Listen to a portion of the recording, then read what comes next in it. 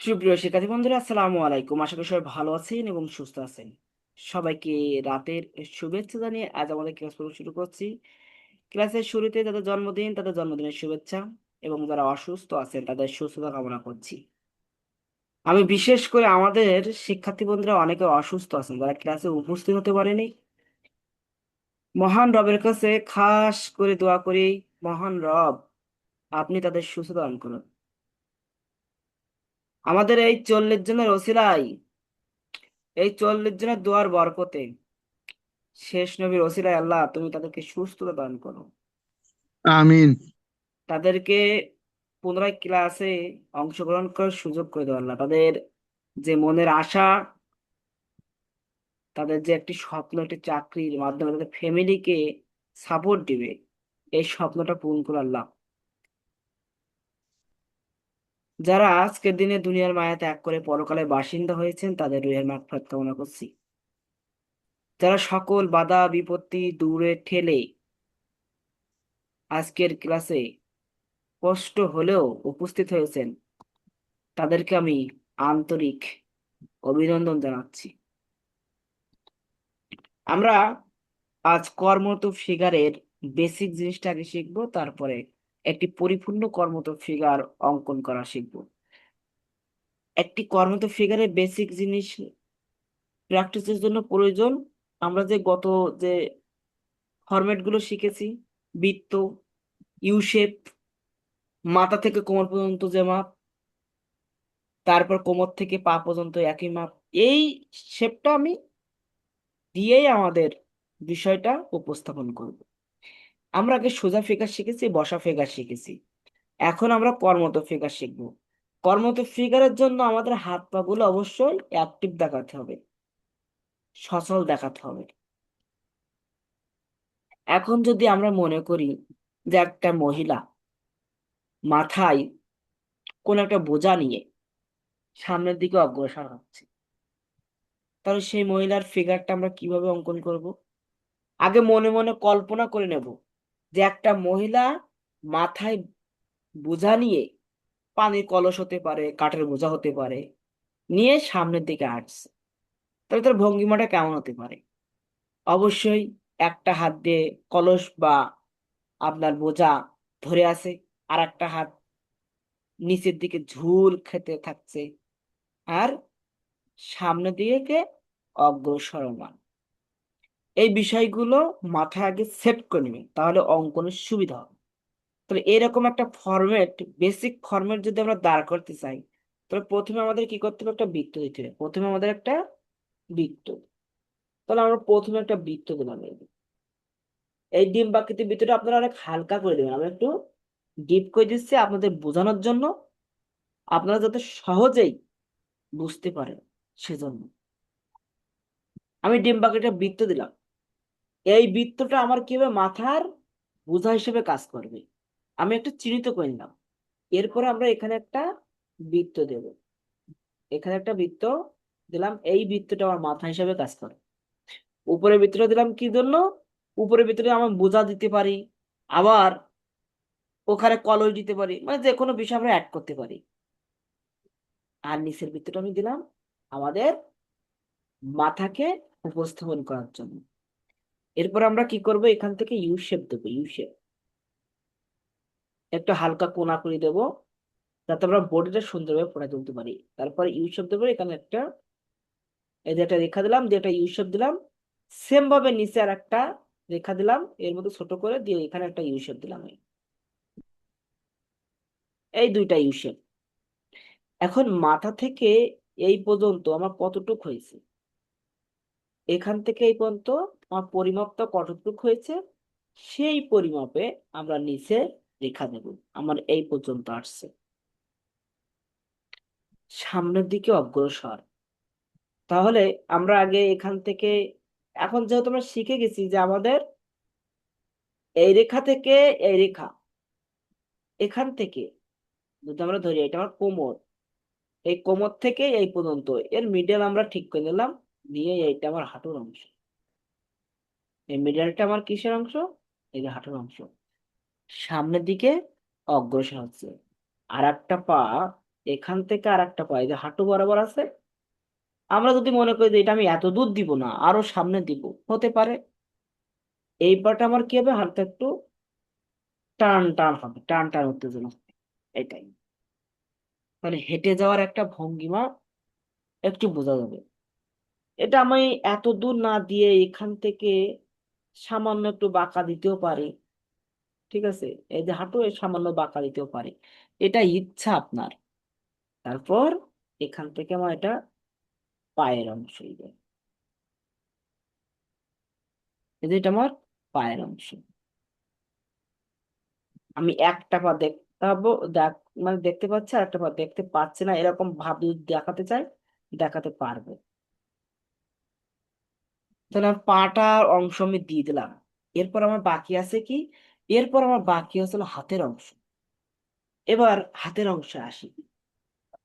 এখান থেকে এতটুক, তাহলে আমার হাতের অংশটা আমার এখানে যে বোঝার অংশ ধরে নিলাম, এই বোঝার অংশের ঠিক এই পর্যন্ত যাবে। তাহলে এখান থেকে আমার কিছুটা কোনাকুনি, এখান থেকে এরকম কোনাকুনি আসলো কিছুটা। ঠিক আছে, এই যে গ্যাপটা দেব, এখান থেকে যে রেখাটা দিলাম, এই যে গ্যাপটা দিচ্ছি, এই নিচের রেখাটা কি হবে একটু বড়, উপরের রেখাটা একটু ছোট, দিয়ে এখান থেকে এই যে টান দিলাম। আবার এই অংশটা কি হবে ছোট, এই অংশটা আবার একটু বড়, এই যে কোনাকুনি হবে, ছোট বড় করে একটু কোনাকুনি করে দেবো। এই যে বেশি না, অল্প একটু কোনাকুনি করে দেবো, এরকম। এই যে এখান থেকে আমরা জামার অংশ দিতে পারি বা অন্য কোনো অংশ দিতে পারি। যে এখানে আমাদের এটা কবজির অংশ, তারপর এটা আমার আঙ্গুলের অংশ। আর একটা হাত আমরা এখান থেকে এই কোনই বরাবর, এখান থেকে এই যে মাঝখানে রেখা, এই যে এইটা কোন, এটা নাদুস নুদুস হবে, কিন্তু এই যে গ্যাপটা, এই গ্যাপটা কিন্তু এরকম একই রকম নাদুস নুদুস হবে। তাহলে আমার এখানে এসে কোনের অংশ একটু নিচে নামাই দিলাম, এখানে বৃত্ত দিলাম, দিয়ে আমার আর একটা হাত এরকম ঝুলে চলে যাচ্ছে। এই যে ঝুলে চলে যাচ্ছে,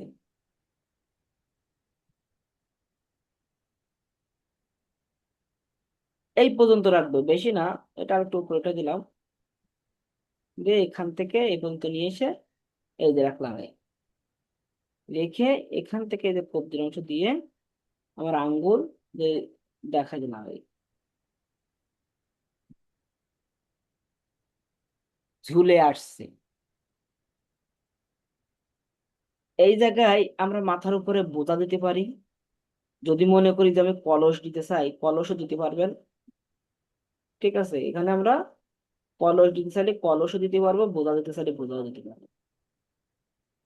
মিডল করে নিলাম, দিয়ে এখান থেকে আমরা কলসের গলাও দিয়ে দিলাম, দিয়ে রাউন্ড করে দিলাম,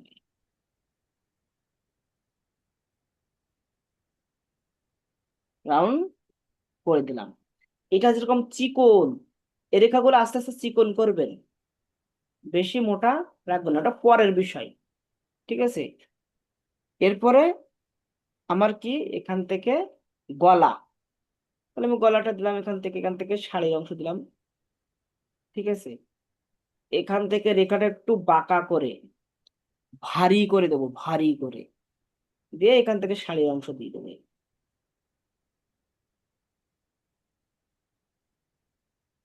শাড়ির অনেকগুলো কুচি ভাঁজ থাকে, সে ভাঁজগুলো আমরা সুন্দর করে দেওয়ার চেষ্টা করবো।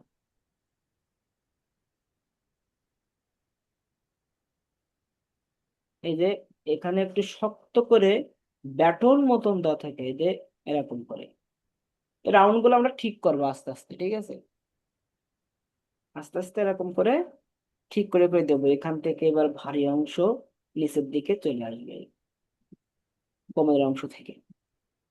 তাহলে আস্তে আস্তে কিন্তু এটা রিয়েলিস্টিক হয়ে যাবে। আশা করি আমার কথাগুলো আপনার মনোযোগ সহকারে শুনছেন এবং বুঝতেছেন। এরপর শাড়ির এখান থেকে একটা আসলে পার্ট থাকে, পার্ট, আসলে পার্টটা আমরা দিয়ে দিলাম।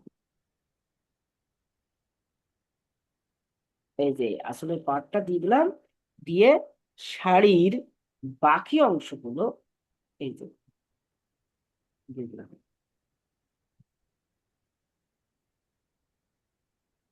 কারো কারো এর ভিতরে বাড়তি পোশাক থাকে, সেটা আমরা এরকম কুচি কুচি কুচি কুচি করে দেখাতে পারি। দিয়ে আমরা এই যে পা ঢেকে দেবো, শুধু পায়ের সামনের অংশটা এরকম দেখাই দেবো।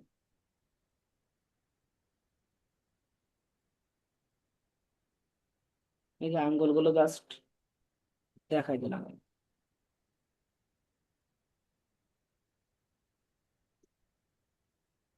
আর একটা পা কোথায়? আর একটা পা এই যে সামান্য একটু দেখা যাচ্ছে এখান থেকে, সামান্য। এটা আমরা এই সাইডে না দিয়ে পিছন সাইডে দেখাই দিলাম। এর পার লেভেল বরাবর এই, তাহলে এর পাটা কোথায় গেছে? এর পাটা পিছনে গেছে, এই যে সামান্য একটু আঙ্গুল দেখা যাবে, তার বেশি দেখা যাবে না, বা দেখানোর দরকারও নেই। ওটা দেখানো, দেখা যাচ্ছে না, সামান্য একটু দেখা যাচ্ছে বা দেখা যাচ্ছে।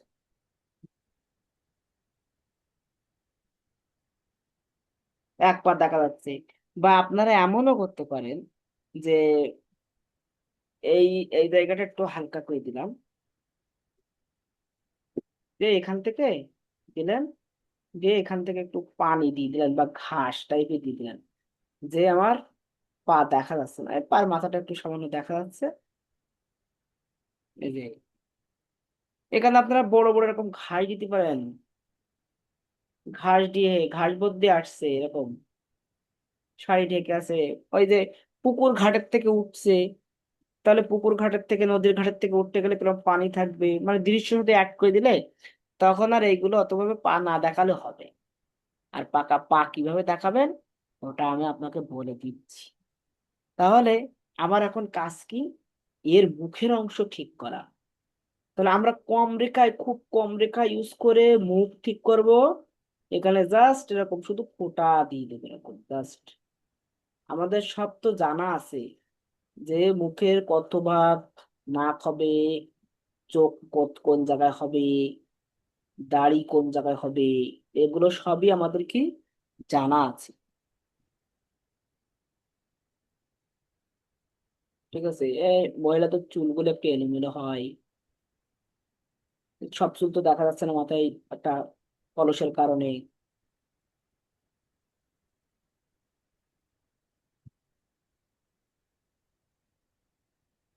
এরপরে আমাদের এই যে ফিগারটা অঙ্কন করলাম, এবার এখানে আলো ছায়া ব্যবহারের মাধ্যমে আমরা বাকি বিষয়গুলো রিয়েলিস্টিক করতে পারবো।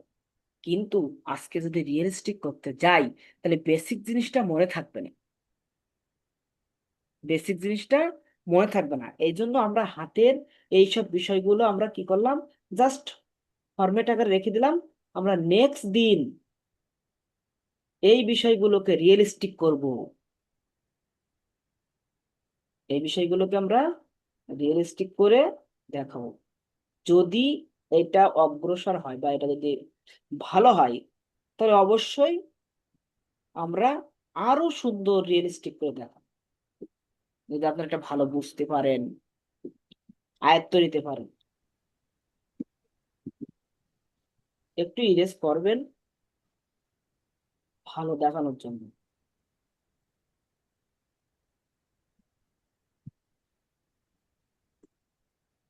কেউ যদি মনে করে যে আমি হাতে চুড়ি আট করে দেবো, দিতে পারেন, কোনো সমস্যা নাই।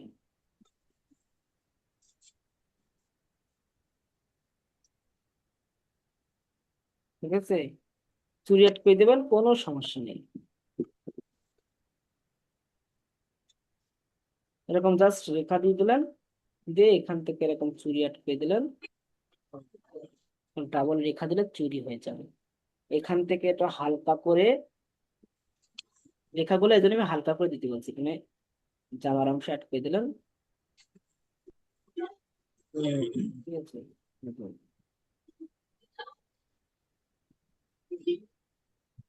আমার কথা কি সবাই বুঝতে পারছেন? হ্যাঁ। কথা কি বোঝা গেছে? ঠিক স্যার। পারবেন তো?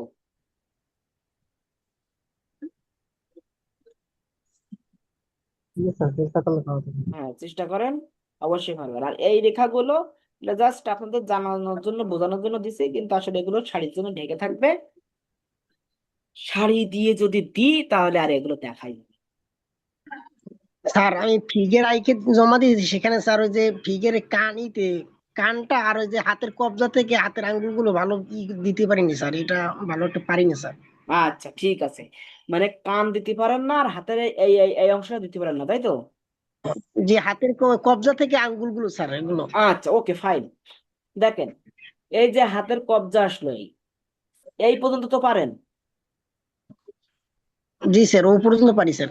এই পর্যন্তও পারেন। জি স্যার, এটাও পারি স্যার। এটাও পারেন। এরপরে দেখেন, এই এই সাইডটা কি হবে? কম। এই সাইডটা এর থেকে একটু বেশি। আর এই মাঝখানে যে একটা রেখা আছে, এই রেখাটা এদের চাইতেও বেশি, দিয়ে এই কোনাকুনি। এতটুকু বুঝতে পেরেছেন? জি স্যার। এবার এই আর এই এর মাঝখান ঠিক করলাম, এই, বুঝতে পেরেছেন? জি স্যার। এই রেখা এই রেখার মাঝখান ঠিক করলাম, ঠিক করে এরও মাঝখান দিলাম, এই এই মাঝখান, বুঝতে পেরেছেন? জি স্যার। ওই মাঝখান থেকে, এই মাঝখানের রেখা থেকে এই পর্যন্ত নিয়ে আসলাম, এই এইবার এর সাথে অ্যাডজাস্ট করে দিলাম, এই এই যে, দিয়ে এইগুলো সব ডাবলিং করে দিলাম।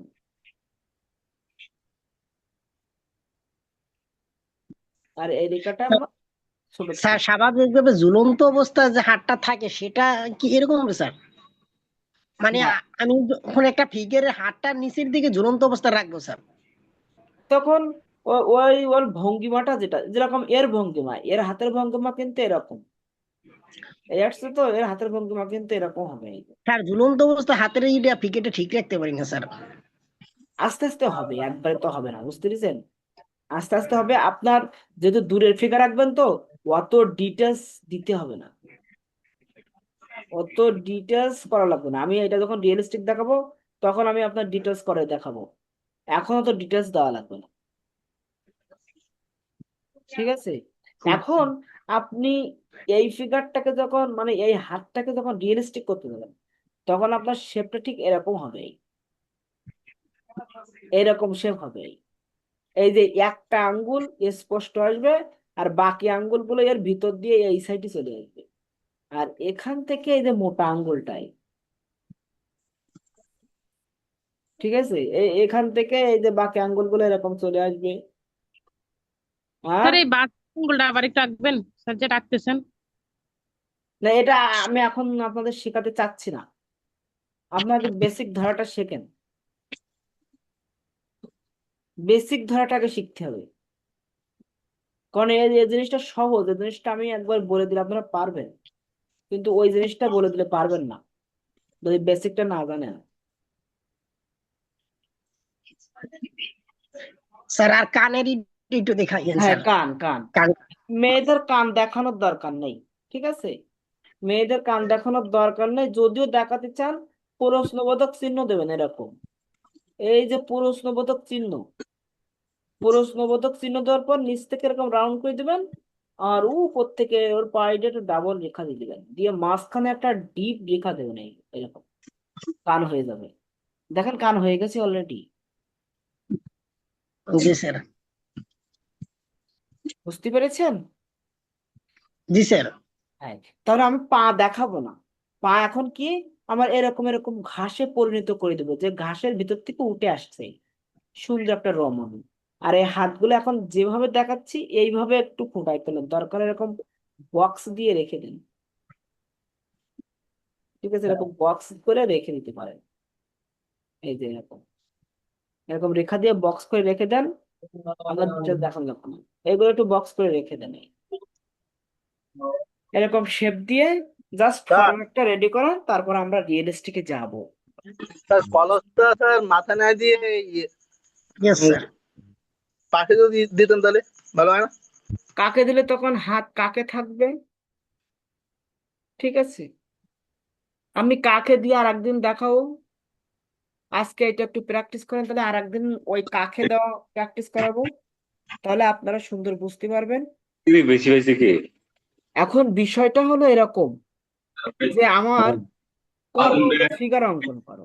তো কর্মরত ফিগার আমি যে কোনো একটা ভালো না করে বিলে না শেখাবো। আমি অনেকগুলো শেখাবো, হয়েছে না, আপনার ও না যেটা আমিও পাইনি, আপনার ভালো হয় সব থেকে আমি পাইছি মানে একবার সেটাই আপনি আয়ত্ত করে নেবেন। সেটাই আপনি বারবার প্র্যাকটিস করে পরীক্ষায় আসলে আপনি ওইটাই আঁকবেন, যেখানে যাবে ওইটাই, ওই একটা জিনিসই যেটা আপনার ভালো হবে। আমি কর্মরত নারী ফিগার দেখাচ্ছি, কর্মরত পুরুষ ফিগার দেখাবো, যেটা আপনার সব থেকে ভালো হয় সেটি আপনি বারবার স্যার রেকর্ড ক্লাস বন্ধ করেননি? রেকর্ড স্যার কর্মরত পুরুষ ফিগারটাই স্যার ভালো হবে স্যার।